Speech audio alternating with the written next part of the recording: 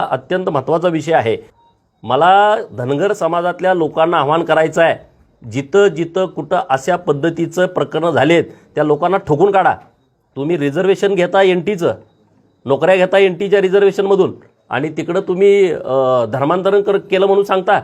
हे असले लाड अजिबात खपून घेतले जाणार नाहीत। सांगली जिल्ह्यामध्ये हे जास्त प्रकरणं सुरू आहेत आणि हे जे पास्टर येत आहेत फादर, त्यांना पण मी सांगतोय, जोर जबरदस्तीनं जर कुठं धनगर समाजामध्ये किंवा हिंदू धर्मामध्ये धर्म परिवर्तन करण्याचा प्रयत्न केला तर तुम्हाला ठोकून काढलं जाईल। तुमची गाठ गोपीचंद पडळकरशी आहे। मला पूर्ण वेळ आता हेच काम आहे, मी दुसरं काम बघत नाही। अहिल्यादेवींनी जे धर्मासाठी काम केलं आहे, अखंड मोगलांनी त्यांच्या सगळ्या पिलावळींनी जेव्हा जेव्हा या हिंदू धर्मावरती आक्रमण करण्याचा प्रयत्न केला तेव्हा संरक्षणाचा पदर हा अहिल्यादेवीने धरलेला आहे। अखंड हिंदुस्थानामध्ये त्यांनी काम केलं आहे आणि त्या अहिल्याची लेक यासाठी स्वतःचा जीव देते, तर ऋतुजानं दिलेला जीव, तिचं जे धर्मांतरणाच्या विरोधामध्ये जे काम होतं ते आम्ही वाया जाऊ देणार नाही। जलदगती कोर्टामध्ये ही केस चालवून ह्या लोकांना फाशीवरती चढवलं पाहिजे।